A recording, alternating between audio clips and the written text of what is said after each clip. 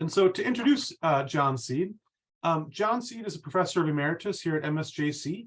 He was a professor for over 30 years, retired in 2017.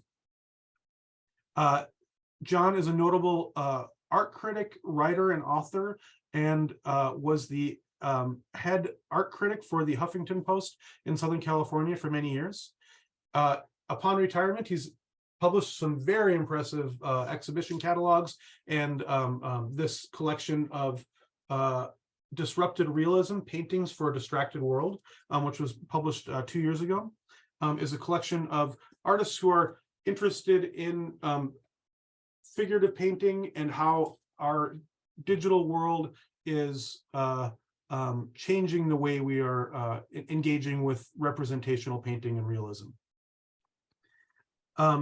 We are happy to welcome John Seed to speak with our MSJC students today and the greater community. So John, thank you so much. It's been such a pleasure to host your exhibition at MSJC, and thrilled to host you online today.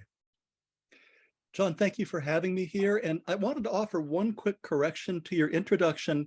The Huffington Post had multiple art bloggers, and the number of bloggers got bigger over time, but I was able to start early, which gave me, a leg up. Great. But that said, I'm so pleased to be here virtually. When I retired, nobody was using Zoom, and it's been one of the silver linings of COVID. It's wonderful to be connected with you at a distance this way. And I'm going to go to screen share and get going. All right. Well, I have kind of a rambling presentation today. I have a lot of things I want to talk about. I'm going to start out just talking about how I fell into art and, my relationship with art. Then I'm going to talk a little bit about some experiences I had as a young man during and after college that were really wonderful experiences that shaped me and turned me into a teacher later. And then I'll talk a little bit about retirement and what I've been painting and how I'm painting. And that way you kind of get to know me a little bit, and that'll take you into the show. But I'm going to start with this. This is something I found in a scrapbook my mother had kept. Sometimes people ask me, John, how long have you been writing about art? And the answer is, according to my mom's scrapbook, 2nd grade was my first art blog. This is a brief blog on Jean-Francois Millet. So, they say people's essential personalities or interests are shaped really, really early. And I think that was the case with me, because growing up, there was so much creativity in my community and at my wonderful schools, Paul Revere Junior High, Palisades High School, and I was hands-on. I just had to make things because we had a workshop behind our house, and my dad and I would do woodwork back there. But over time, it was model airplanes, it was racing bicycles, it was puppet shows at kids' birthday parties with my friends Len and Sean, and that's how we made our pocket money. And I want to tell you, if you're interested in becoming a public speaker and or a teacher, the best public speaking practice I ever got was behind a puppet stage. Because if you're at all shy or introverted, you just let the puppet talk, and you don't feel that same shyness. So that taught me public speaking. Then later I worked on Volkswagens. I got into cars once I turned 16. So always hands-on, which I think led to art. And I also, my very first job was a teaching job. I got a job when I was maybe a 10th grader teaching boys how to make model airplanes on Brentwood Elementary School campus. So, writer, teacher, it was all really shaped kind of early when I look back. So I arrived at Stanford University in 1975, and I was a little bit intimidated because being at Stanford meant being surrounded by really brilliant people, really exceptional students. And maybe I was hiding a little bit. I think this photograph indicates a certain, shyness on my part on the Stanford campus. I had a bright orange Volkswagen. Maybe that was my extroverted side. But I had to find my way as a college student. And I remember freshman year being very difficult. I didn't quite know what to do with myself.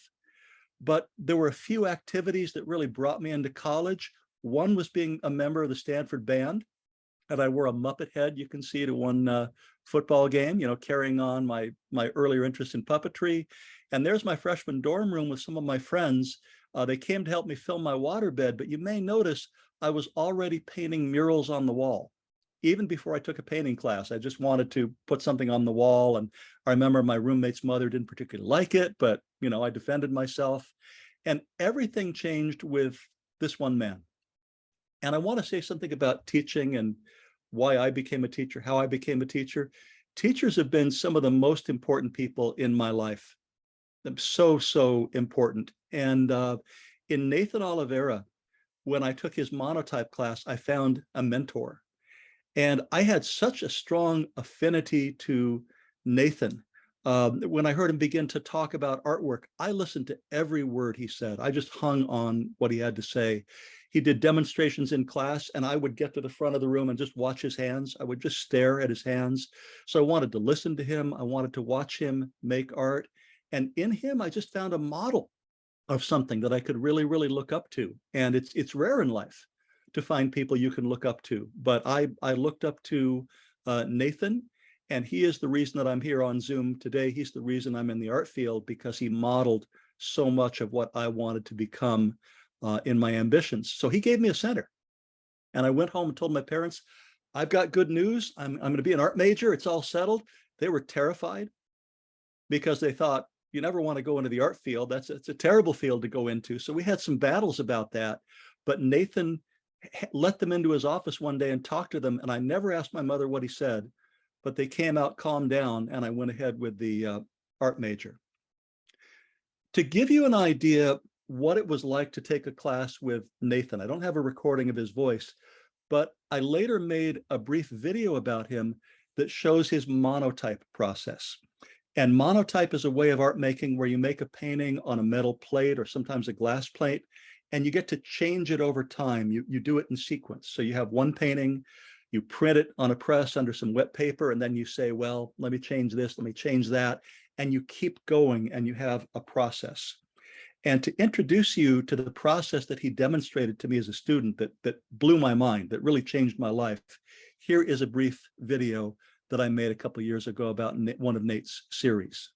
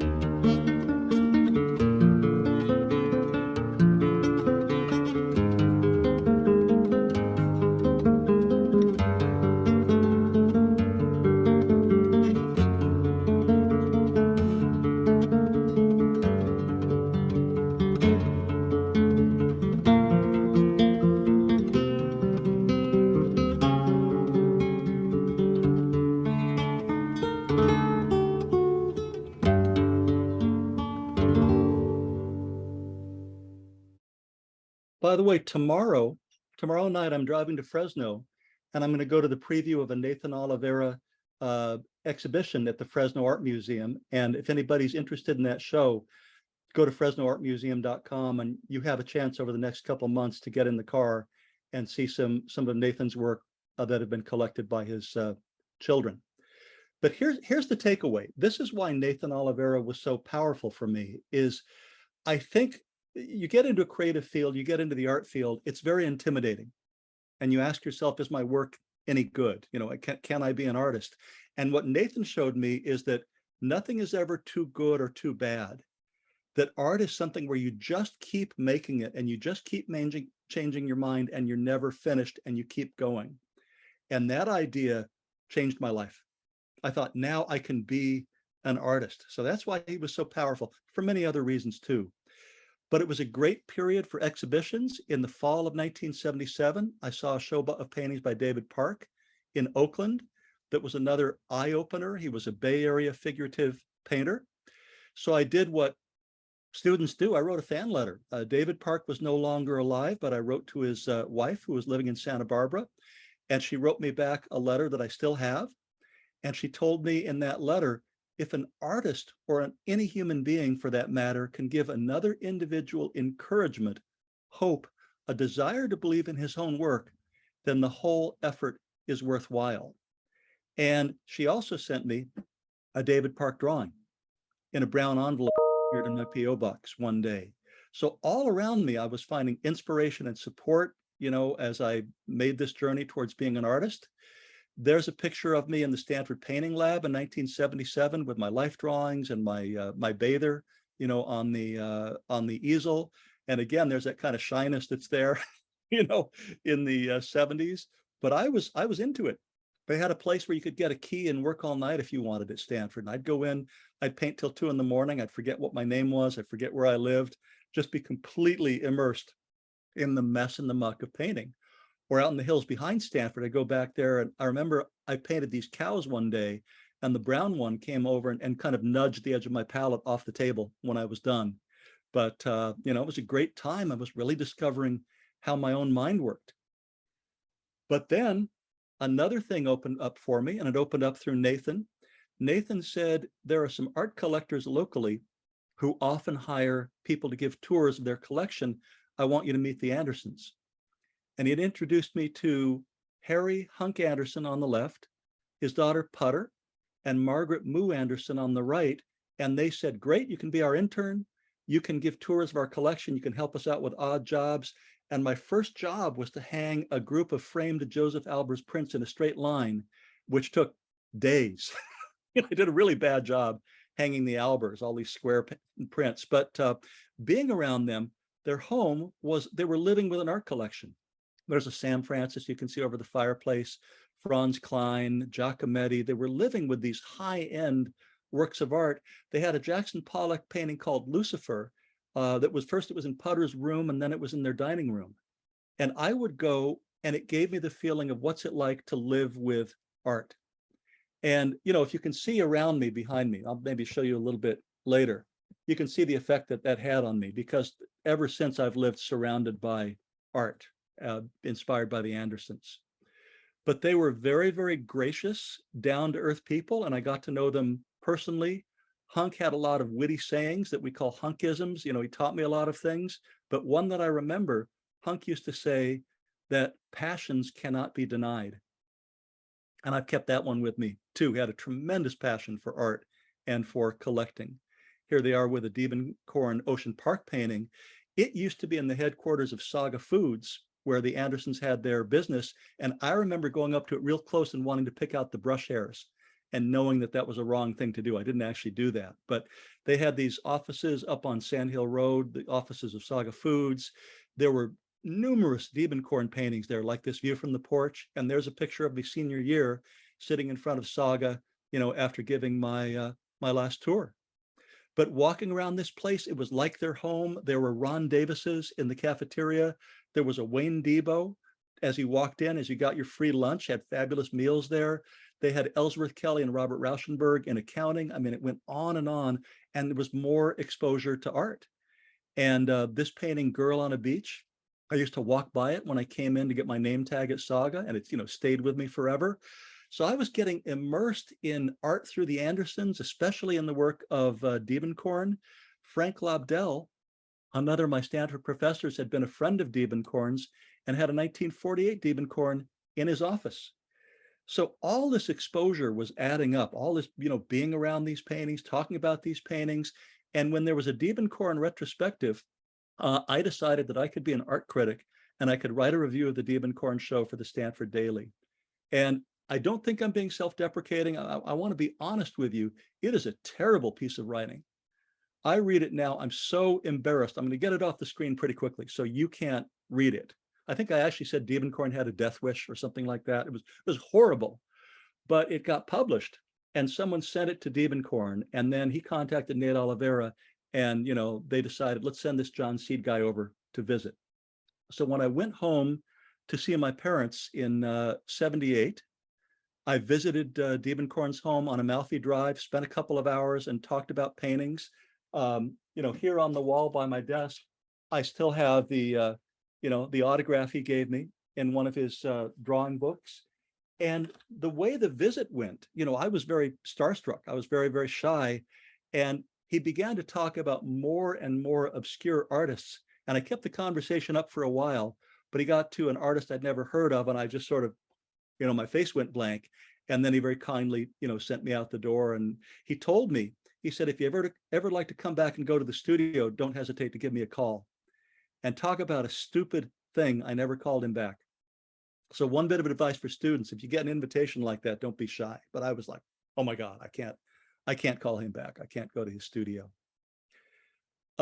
Stanford had a program in England. So I was at Stanford in Britain for a while. And I had an art history teacher who was an alcoholic.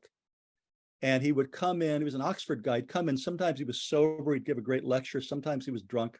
Good thing I don't remember his name or I wouldn't tell it to you. But on the day that we were supposed to take a field trip to Henry Moore's studio, he was loaded and we knew he couldn't drive. And I was mad because I really, really wanted to go to Henry Moore's studio. So I hitchhiked there and met Henry Moore and got his autograph and walked in his rose garden. And, I was just having all these experiences. I was picking up every artist I could meet, every situation I could get myself into, taking advantage of all of this. So then a really, really frightening thing happened, which is I graduated and I had a useless degree. I had a Stanford degree in art. I was one of maybe a handful of art majors in that class. And I'll tell you a story about after college. After college, I went to a Stanford alumni event where there was a round table of 12 people. It was like a mixer. And we went around the table saying what we did. And I told people I was an artist. And the woman next to me got really, really silent. And she said, I have a friend who's not an attorney. You should meet her. Because it turned out every other person at the table was an attorney. And, I was the one person who'd gone to Stanford and decided to major in art. So I became a collector.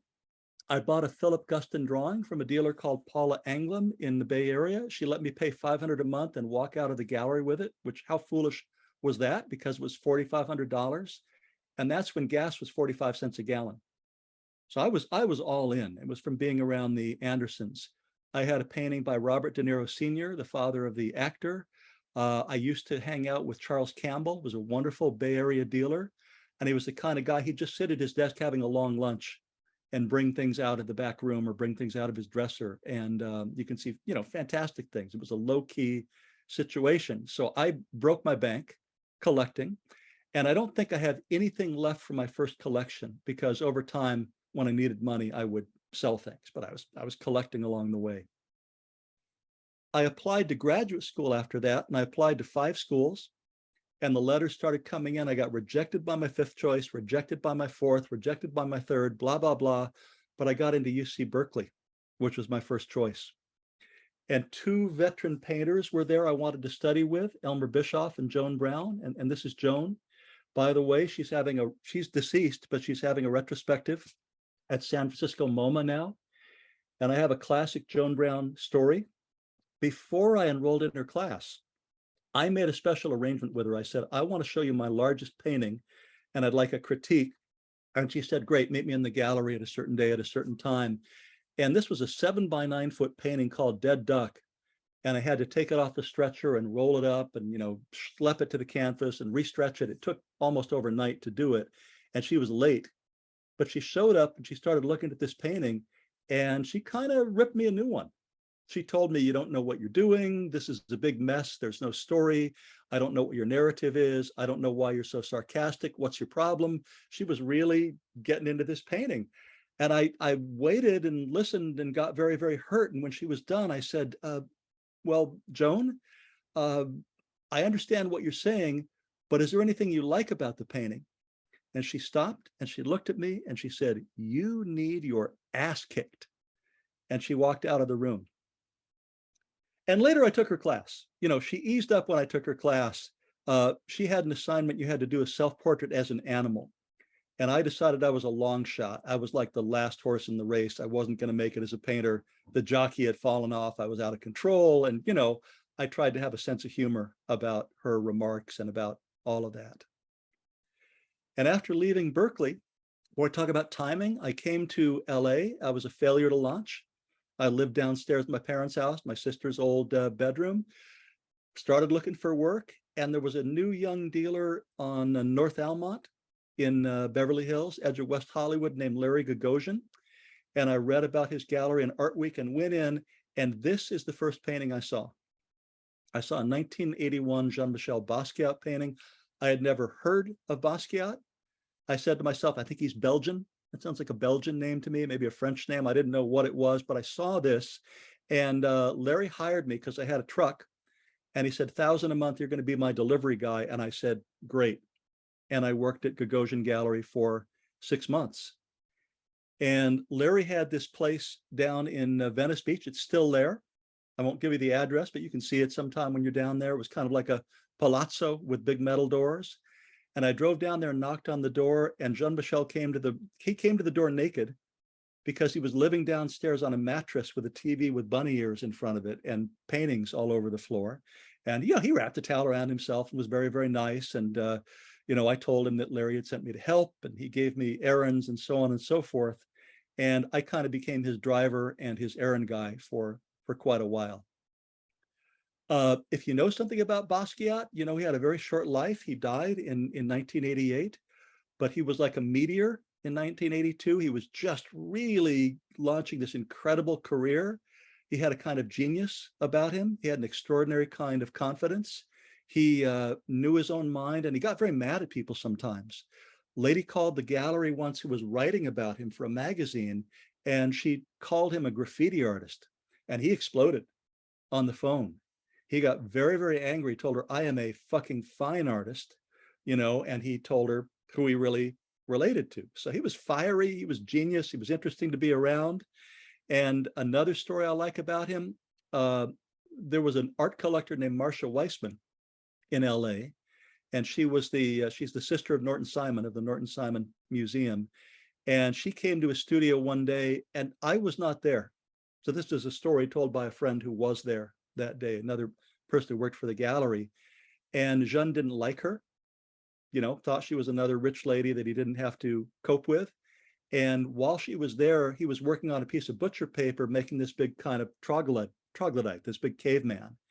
And she didn't particularly like him either. So she made a polite exit and said, I'll leave now. Thanks very much. And when she left, he drew the penis and balls on this. And he said to my friend, this is Marcia Weissman. So I got it in my mind that I should buy a Basquiat. I really, you know, I've been buying it. I'd had Augusta and I'd had David Park. I thought I should buy a Basquiat. And I asked Larry about it. I chose this painting. It was up against the wall in the studio. And Larry said, it's $5,000. I said, here's what I'll do. I have $2,500 left for my student loan, and then I'll work for you for free for 2.5 months, and then I'll own the painting. He said, great. And I ate out of my parents' refrigerator and put stuff on the credit card. And then I brought home this painting, Future Science versus the Man. And here it is with my sister Janet standing in front of it. And I had it at the house about 2 weeks, and he started calling me. And I would pick up the phone, you know, this is Jean. You're not a major collector.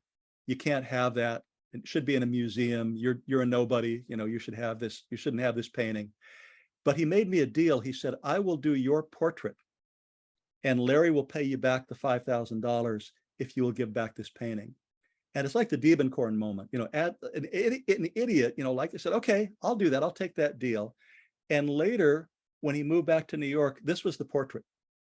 And this is a digital recreation. The original thing has been in a dumpster a long time ago, but it said John Seed White Sambo Gringo, and it had my name, you know, crossed out.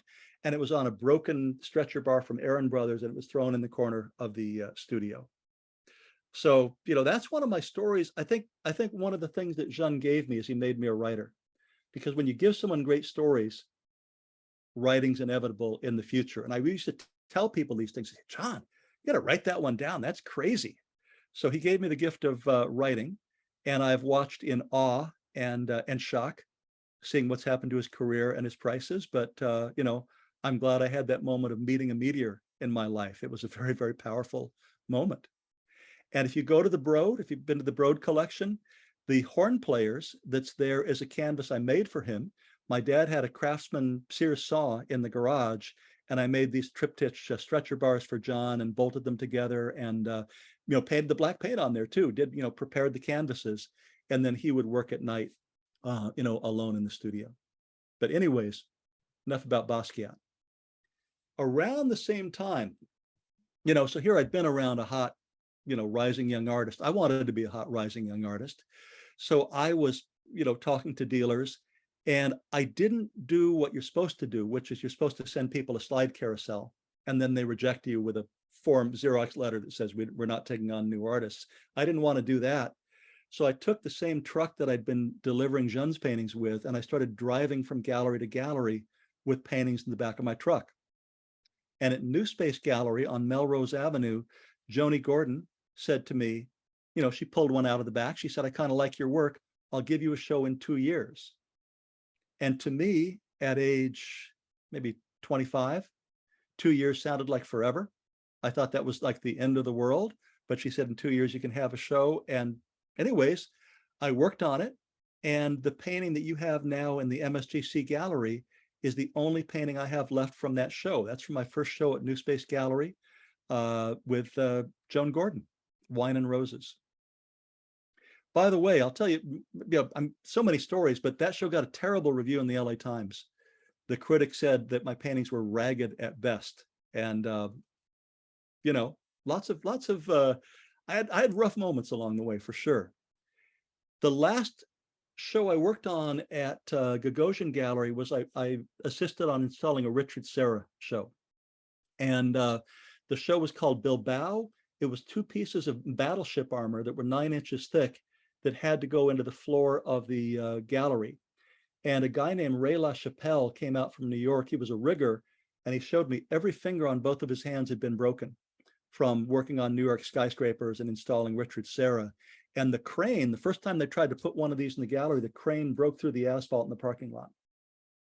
Series of disasters. But anyways, this got installed, and I'd had it with working at Gagosian Gallery. It was too fast lane for me. It was too much going on. But again, I just kept meeting these extraordinary people, having these experiences. And I installed a show for the gallery next door to Gagosian for Rico Maizuno. And she said, well, would you like a job at MoCA? I said, what's MoCA? She said, well, they're starting a new museum. Let me call my friend Julie Brown at MoCA. And she made a call. And suddenly I was on the installation crew at MoCA. And the building that you may know as the Geffen used to be called the Temporary Contemporary. It was a converted police auto body warehouse. And the first show there was called, you guessed it, The First Show.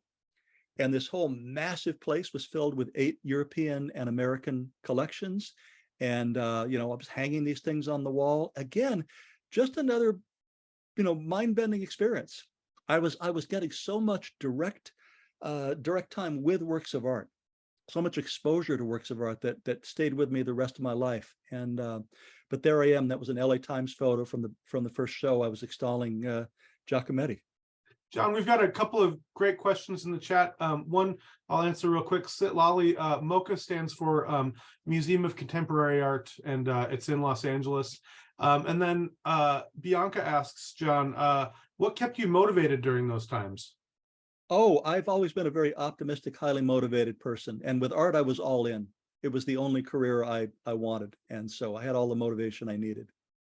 And I have to ask a question. And many of the names, our introduction to, intro to art students and first-time artists here at MSJC may not recognize a lot of the names, the Joan Browns and et ceteras, but there is these questions. Sorry, these stories are like legend status stories. right? All of these names you're referencing are some of the most important artists of the 60s, 70s, and 80s. At that time, did you recognize that you were interacting with legends of the era? Well, I'll tell you something about maturity. I think I knew at the time I was around great people and great things. I mean, I knew, but now that I'm 65, I know even more. Mm-hmm. I guess the answer is when you're young, you sort of get it, but now I really get it, and I look back, very, very grateful at these experiences. Mm-hmm. Absolutely. Ready for more? Hope I'm not. Am I going too fast? Oh, this is great. We've got one more question coming in, then we'll let you get back. But Maya asks, when you were faced with very harsh public criticism, what did you do? Were you able to pick yourself up afterwards? Well, obviously, yes, and I'll tell you a story. The man who wrote the review for the LA Times is someone 30 years later I met him when I was writing. And I don't know if he remembered writing that review, but I just decided he was a critic. He was doing his job. I'm not going to bring this up. And we actually became friends, and I'm still in touch with him. In fact, he spoke at MSJC. So I thought, if someone criticizes you and that's their job, and he was writing for the LA Times, I thought there's no need to harp on this. So that's what happened over time. Can I ask who the name of the critic was? No. I don't want to embarrass him. Great, thanks. All right. So a little bit more about MoCA. MoCA bought a collection when I was working there of paintings from the Italian collector, Count Giuseppe Panza. So I got to live with some wonderful Mark Rothko paintings that I think made an influence on me. I remember, drinking coffee on that bench you see there, just kind of taking that in. So all this exposure, and I was the bookstore manager. I was the first bookstore manager of the Museum of Contemporary Art. And that was a natural for me because I told my employees, we all should be reading all the books in the bookstore as part of our job. And later when I left MoCA, the next bookstore manager was a chain bookstore manager. And she told everyone, you're not allowed to read the books. You should only be doing inventory and selling things and sorting.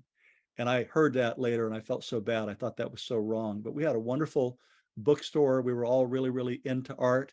And I remember, David Hockney came in the bookstore. Francesco Clementi came in the bookstore. Paloma Picasso came in the bookstore.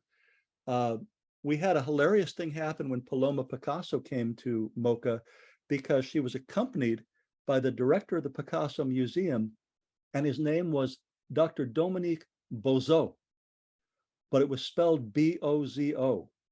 So we had a little training session in the bookstore where we learned to say Bozo, so we wouldn't call him Mr. Bozo because we were having laughing jags over that. But anyways, lots of social moments like that. But guy who worked in the bookstore made the John Seed comics when I left, kind of showed me as leaving everybody at MoCA behind, going on a seed of genius. I really appreciated that. So I had, people say nice things as well. And I found myself at MSJC.